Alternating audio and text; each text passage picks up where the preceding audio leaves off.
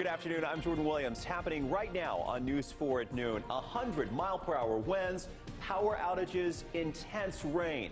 Hurricane Arthur making a name for itself as it slams the shores of the East Coast. And we'll have a full update on that storm system, plus a detailed look at your holiday weekend forecast. Lots of sunshine to talk about. Plus, we are live on this 4th of July, keeping tabs on celebrations in Cheektowaga and at Canal Side. News 4 at noon starts right here, right now. Live in high definition. This is Western New York's news leader. Now, News 4 at noon. And we begin with Hurricane Arthur making its way toward the northeast, expected to dump more rain along the coast. The first named storm of the Atlantic hurricane season has already left thousands without power in North Carolina. Good afternoon, I'm Jordan Williams. Teresa Weekly is away. It is going to be a wet and rainy 4th of July for some people on the East Coast. News 4 senior correspondent Rich Newberg is here to show us how Western New Yorkers who are on vacation ended up caught in Arthur's path. I know you just spoke with them, Rich. What a night it was, Jordan, for the Faust family of Lakeview. They decided to stay and experience Arthur firsthand. And here's what they lived through.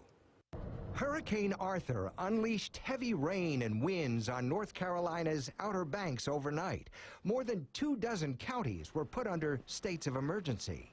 We really might not know how extensive the damage might be until mid-morning or even later. While many vacationers didn't stick around for the excitement, some Western New York families, including the Fausts from Lakeview, decided to stay put.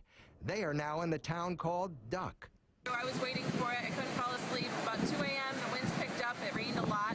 Our house was shaking. It's up on stilts. And I stayed awake all night watching radar. Their video and pictures show ocean waves building to 6 feet and some flooding from even intercoastal waters. They feared a storm surge, but they weathered the storm and winds up to 90 miles per hour. All was well, though. Compared to a blizzard in Buffalo, it was nothing. Well, I've waited 35 years for my first hurricane, and my 3-month-old already got it. The stories they will have to tell, and they tell me more about riding out the hurricane and how it compared to our big weather events here in Buffalo. That's coming up at 5 and 6 tonight, and I'll be checking out the delays at the airport.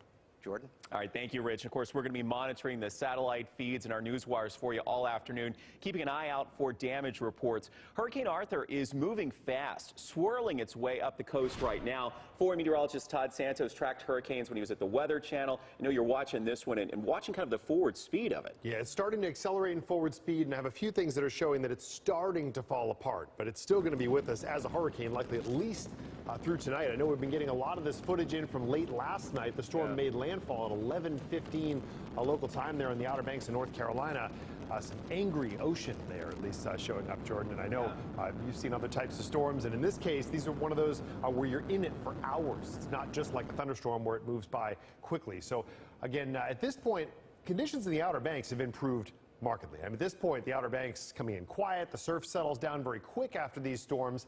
Now, I have to say, Outer Banks not really the place you want to be for a hurricane, but I'm glad the Faust family made it out okay. Late night, folks, up just after midnight. Jordan? All right, thank you, Todd. And you can track Arthur and get your holiday weekend forecast anytime, anywhere on WIVB.com and our free News 4 app. You know, here in Western New York, you could not ask for a more perfect day to celebrate our nation's birthday.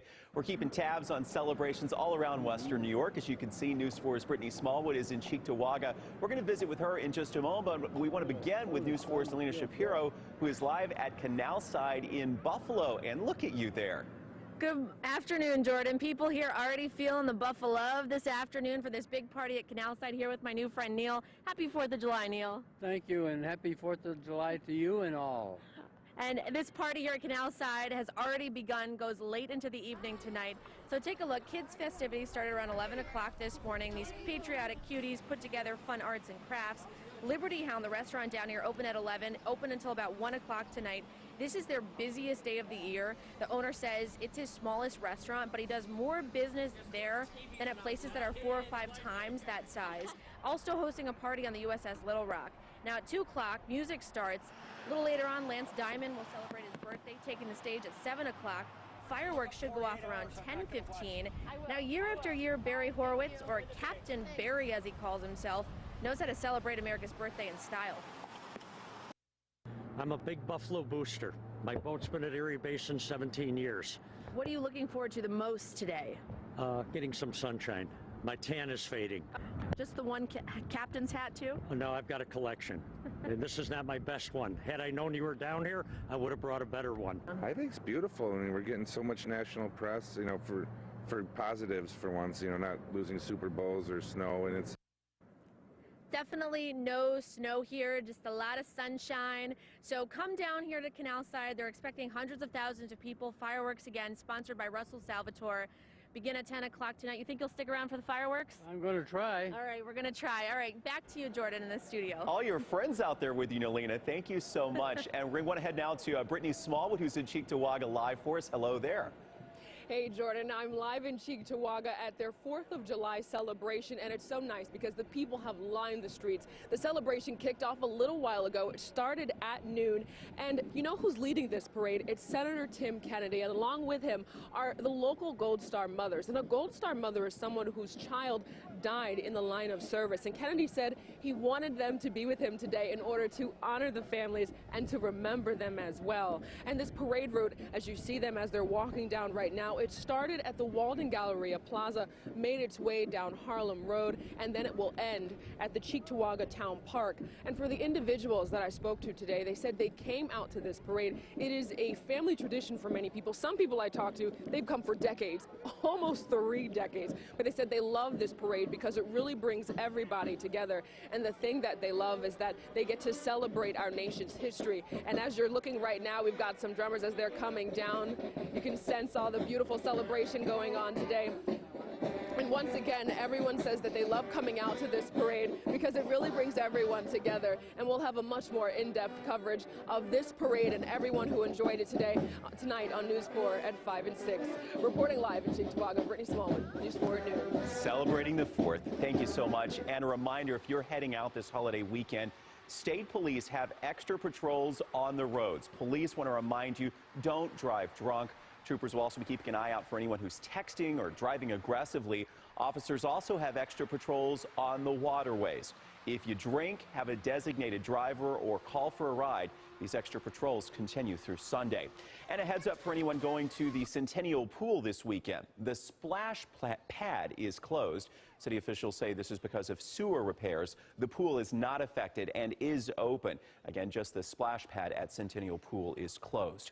And the 4th of July would not be complete without the annual Nathan's Famous Hot Dog Eating Contest. Champion eater Joey Chestnut wants to defend his men's title, while Sonia, the Black Widow Thomas, does the same. This is going on at New York's Coney Island Amusement Park this afternoon. The men's competition starts in just about 30 minutes. Other headlines this afternoon, neighbors in Eden very concerned overnight about all the first responders that swarmed their street. This is a story we updated you on this morning on News 4 Wake Up. SWAT team members, state police, Erie County Sheriff's deputies, and a helicopter surrounded a home on Maple Avenue near North Main Street in the town of Eden. One man was inside the house with a gun. Authorities say he was depressed and may have had other mental problems. The man eventually shot himself and took his own life. Investigators have not released his name. A Niagara Falls man is behind bars this noon, charged with sexually abusing a child. Erie County Sheriff's deputies say the 36-year-old Barry Hollis sexually abused an 8-year-old at Martin's Fantasy Island. Sheriff's deputies say Hollis scoped out the park before making a move. Deputies say the attack was random and Hollis did not know the victim. He pleaded not guilty to charges of felony sexual abuse. Now moving on to the newest developments about the future of the Buffalo Bills. The bidding process is already getting underway. This is a major step forward in the sale of the franchise. Any potential buyers now have access to an online database with important information about the team and the buying process. The database includes the team's projected and past finances. Any potential buyers also now have a non-binding indication of interest document in which a potential buyer could say how much they want to bid. One of the candidates is current Buffalo Sabres owner Terry Pegula. A friend of the late Ralph Wilson and a well-known sports agent believes Pegula would make a good owner. I think it's absolutely fine. First of all, it demonstrates commitment. Second of all, is someone with experience owning a professional team. And players like stability. So, and they want to know that they have an owner committed to winning. Now, bidders have until the end of the month to send in their indication of interest documents. Morgan Stanley will then begin to slim down the list of potential buyers. Straight ahead here at noon, dramatic video of a perilous rescue. A hiker clinging on to the edge of a cliff, but miraculously he managed to save himself thanks to his cell phone. Also, the latest from Iraq now that the violence has reached Baghdad. We'll ride along with a special forces unit as they try to keep the capital safe.